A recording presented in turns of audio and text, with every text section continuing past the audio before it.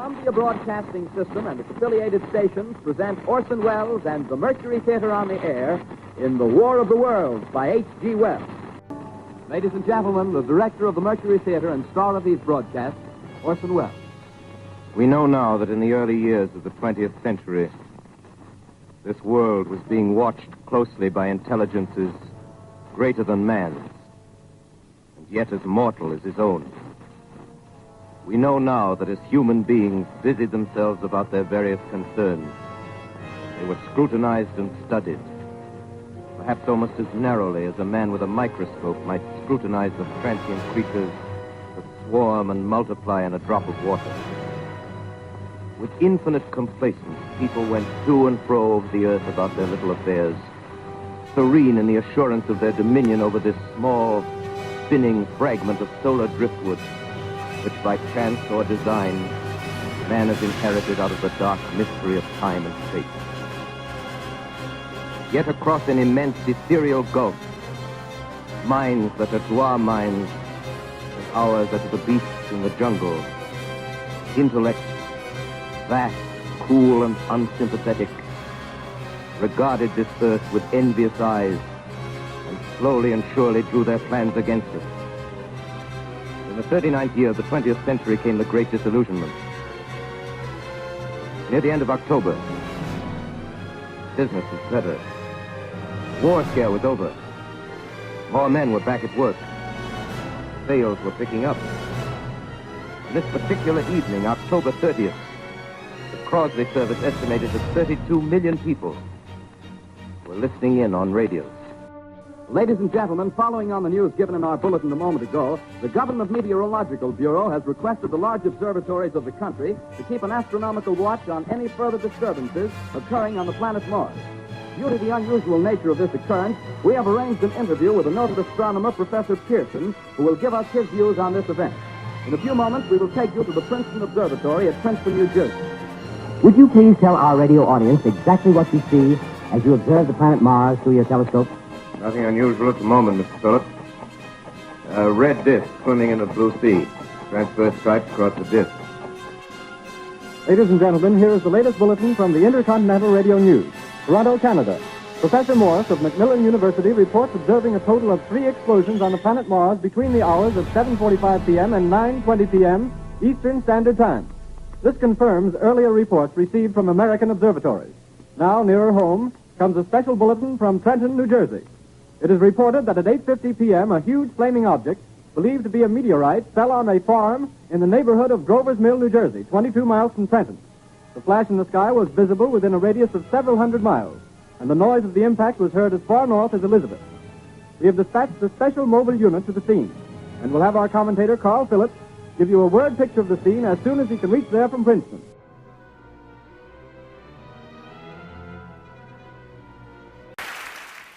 Strap yourselves in. We're going to Mars.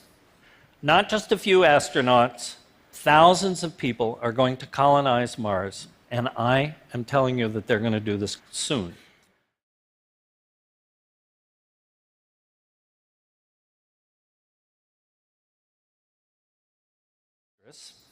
So I'm going to share with you how and when that will happen. Think how inspired we will be to see a landing on Mars. Perhaps then we will look back at Earth and see that that is one people instead of many, and perhaps then we will look back at Earth as we struggle to survive on Mars and realize how precious the home planet is. So, let me tell you about the extraordinary adventure we're about to undertake.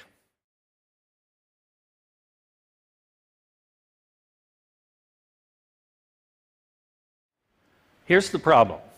Mars is a long way away, 1,000 times farther away from us than our own moon. The moon is 250,000 miles away, and it took Apollo astronauts 3 days to get there. Mars is 250 million miles away, and it will take us 8 months to get there, 240 days. And that's only if we launch on a very specific day at a very specific time once every 2 years, when Mars and the Earth are just aligned just so the distance that the rocket would have to travel will be the shortest. 240 days is a long time to spend trapped with your colleagues in a tin can. And meanwhile, our track record of getting to Mars is lousy. We and the Russians, the Europeans, the Japanese, the Chinese, and the Indians have actually sent 44 rockets there, and the vast majority of them have either missed or crashed. Only about a third of the missions to Mars have been successful. And so, getting to Mars is not going to be easy, and that brings up a really interesting question. How soon will the first humans actually land here?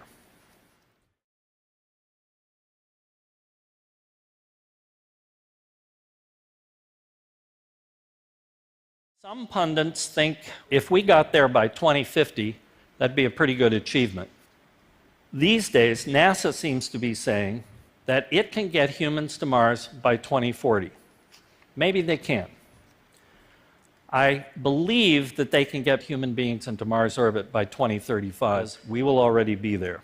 We're going to land in Mars in 2027. And the reason is this man is determined to make that happen. His name is Elon Musk. He's the CEO of Tesla Motors and SpaceX. Now, he actually told me that we would land on Mars by 2025, so I think it's a pretty good bet that the person who is revolutionizing the automobile industry in less than 10 years and the person who created an entire rocket company in less than 10 years will get us to Mars by 2027. Private companies are leaping into space, and they will be happy to take you to Mars. And that raises a really big question. Can we actually live there? Let's look at the problem this way. Here's what you need to live on Earth: food, water, shelter, and clothing. And here's what you need to live on Mars: all of the above plus oxygen. So let's look at the most important thing on this list first. Water is the basis of all life as we know it, and it's far too heavy for us to carry water from the Earth to Mars to live. So we have to find water if our life is going to succeed on Mars. And if you look at Mars, it looks really dry. It looks like the entire planet is a desert. But this is a device cooked up at the University of Washington back in 1998. It's basically a low-tech dehumidifier. And it turns out that Mars' atmosphere is often 100% humid. So this device can extract all the water that humans will need simply from the atmosphere on Mars. Next, we have to worry about what we will breathe. Frankly, I was really shocked to find out that NASA has this problem worked out. MOXIE. I love this thing. It's a reverse fuel cell, essentially, that sucks in the Martian atmosphere and pumps out oxygen. And you have to remember that CO2, carbon dioxide, which is 96% of Mars' atmosphere, CO2 is basically 78% oxygen. The secret to this is that this thing was designed from the get-go to be scalable by a factor of 100. Next, what will we eat? Well, we'll use hydroponics to grow food, but we're not going to be able to grow more than 15 to 20% of our food there, at least not until water is running on the surface of Mars and we actually have the probability and the capability of planting crops. In the meantime, most of our food will arrive from Earth and it will be dried. And then we need some shelter. We may choose to live underground in caves or in lava tubes. And finally, there's clothing. We can do this. We really can.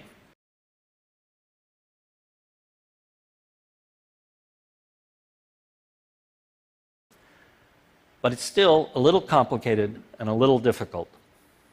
So that leads to the next big, really big step in living the good life on Mars, and that's terraforming the planet, making it more like Earth, re-engineering an entire planet.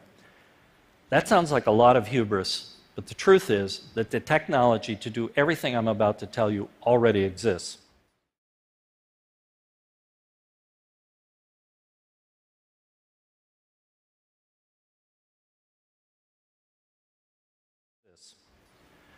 First, we've got to warm it up. Mars is incredibly cold because it has a very thin atmosphere. The answer lies here at the South Pole and at the North Pole of Mars, both of which are covered with an incredible amount of frozen carbon dioxide, dry ice. If we heat it up, it sublimes directly into the atmosphere and thickens the atmosphere the same way it does on Earth. And as we know, CO2 is an incredibly potent greenhouse gas. Now, my favorite way of doing this is to erect a very, very large solar sail and focus it, essentially serves as a mirror, and focus it on the south pole of Mars at first. As the planet spins, it will heat up all that dry ice, sublime it, and it will go into the atmosphere. It actually won't take long for the temperature on Mars to start rising, probably less than 20 years. Then we get some real magic. As the atmosphere gets thicker, everything gets better. We get more protection from radiation. More atmosphere makes us warmer, makes the planet warmer, so we get running water, and that makes crops possible. Then more water vapor goes into the air, forming yet another potent greenhouse gas. It will rain and it will snow on Mars. And a thicker atmosphere will create enough pressure so that we can throw away those spacesuits. We'll still be left with the complicated problem of making the atmosphere breathable, and frankly, that could take 1,000 years to accomplish. But humans are amazingly smart and incredibly adaptable. There is no telling what our future technology will be able to accomplish, and no telling what we can do with our own bodies.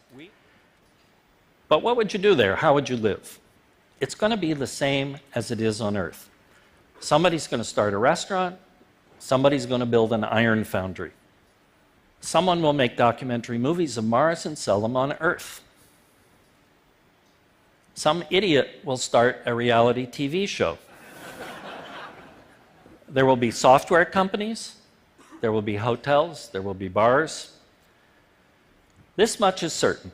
It will be the most disruptive event in our lifetimes. Children who are now in elementary school are going to choose to live there. Thank you.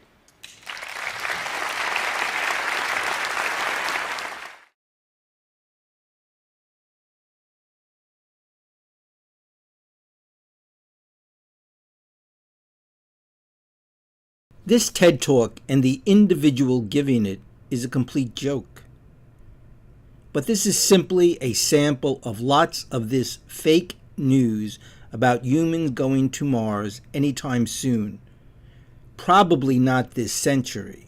The technical obstacles and the incredible cost, probably more than $1 trillion once we possess the technologies to do so. And so what?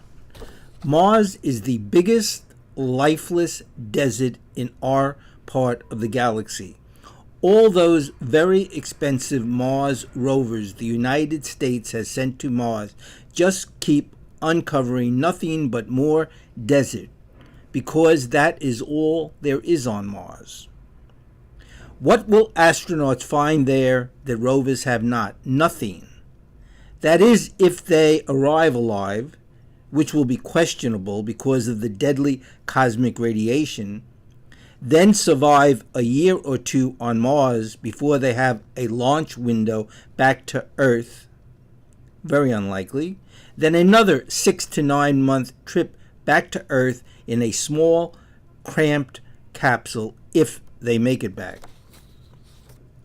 Every point made about the ability of technology to get to and back and alive on Mars in this TED Talk is a complete lie.